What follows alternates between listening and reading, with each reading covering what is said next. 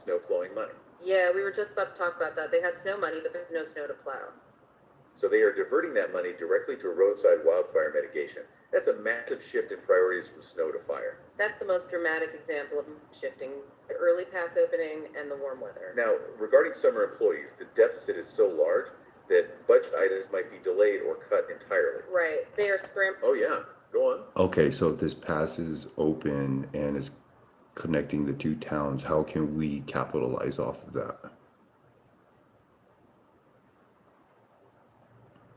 That is a phenomenal question. Okay, let's unpack this. You're asking for the economic upside to a climate disaster.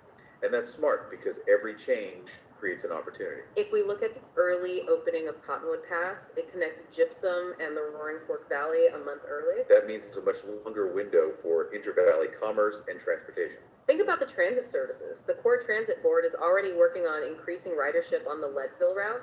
So they might look at coordination with newly launched transit services in Leadville, as the source notes. The pass opening extends that window to try to bring in more business. It creates a new logistical corridor for commerce outside of traditional winter season. But the town itself, Vail, is currently scrambling to that $5.5 million hole. They are definitely not immediately hiring more people. The town is generally conservative in its budgeting philosophy.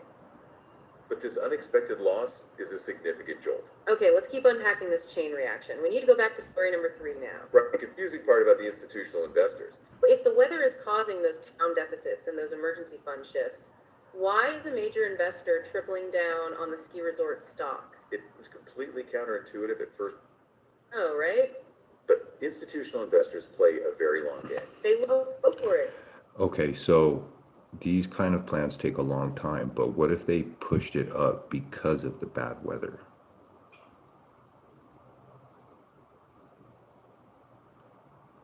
That is a phenomenal insight. You're asking if the looming climate threat is accelerating municipal planning. Okay, let's unpack this. We see a perfect example. Oh yeah, let's hear it. No, I'm talking about the 249% increase in the stock.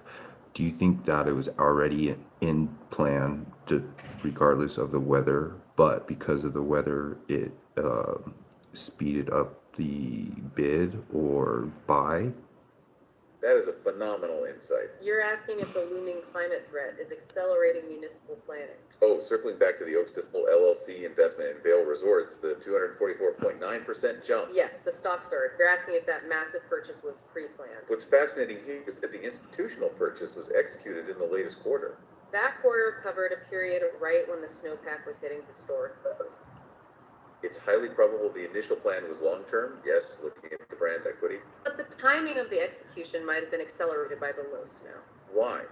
Because that $5.5 million deficit often creates a dip. So they see the stock price temporarily depressed due to the weather. Exactly. It presents a buying opportunity for a massive long-term player. They weren't reacting to the snow by buying, but capitalizing on the temporary market panic.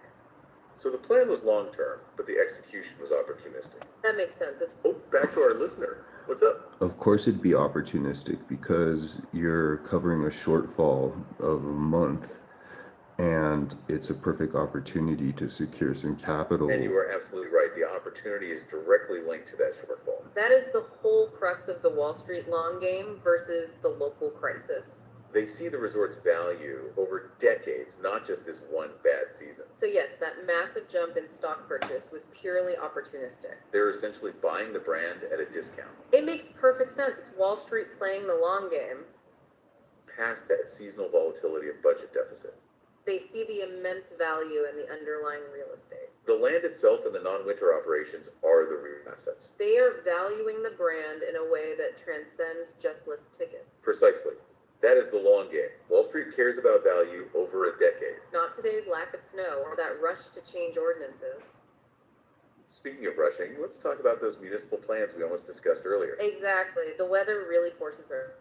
Think about the restaurant conversion ordinance we read about in Vail. Yes, the one where they were debating restricting retail conversions. The council felt staff was rushing the ordinance for a vote too quickly. They felt the pressure because of the budget shock.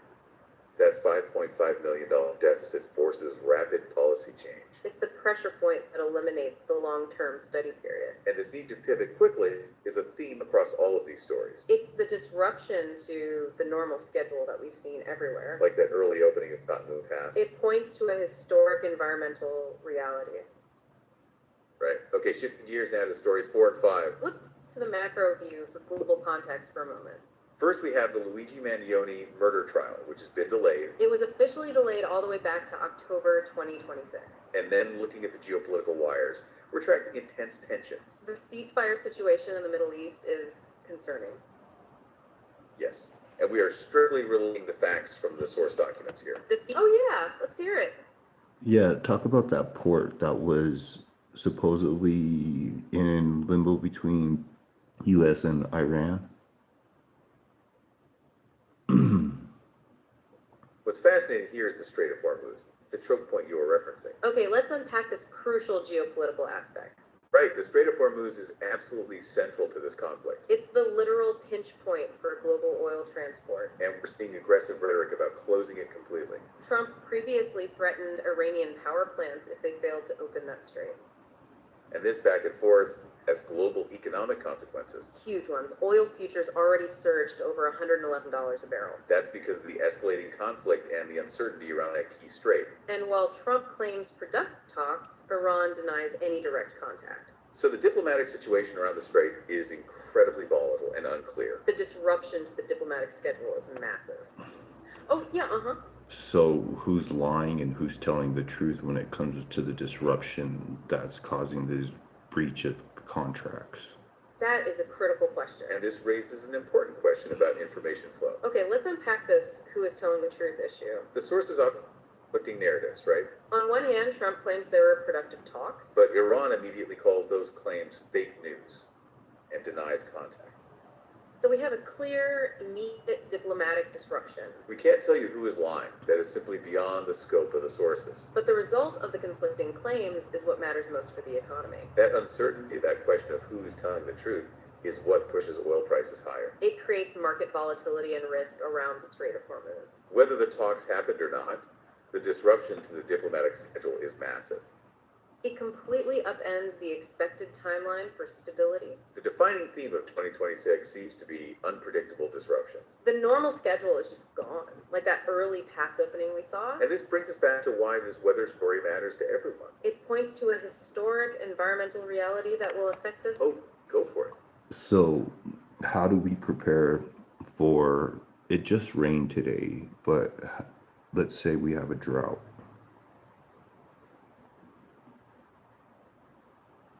That is a phenomenal question, and it's what local governments are grappling with right now. Okay, let's unpack this idea of preparing for drought when the weather is still unpredictable. You're right to look ahead, because the reality's already here. Regional hydrological models confirm this is Colorado's worst snowpack year. In the entire 41-year history of the Snowtell program, the drought is already impacting budgets. We talked about that $5.5 million deficit Vail is facing due to the early pass opening. And we also saw the immediate policy shifts that result from that reality. Remember that $12 million in unused snow funds CDOT?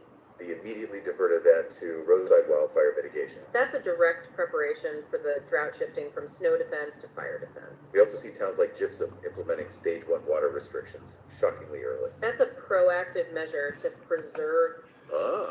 Well, Yeah. it makes sense because if you have that pass open, you're going to have to finance that new slew of truck drivers, or roadside workers. Okay, let's unpack that excellent point about financing the early pass opening. You're right. If Cottonwood Pass is open a month early, there are immediate costs. Even though the pass is open because of a lack of snow, it still requires maintenance. Right.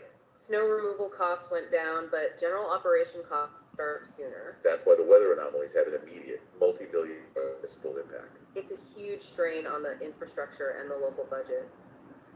The town has to preserve the municipal water supply against the drought. So preparation involves reallocating money and restricting use. But there's also the third way the amenities pivot. Right, which brings us to the adaptation of these mountain communities. Exactly.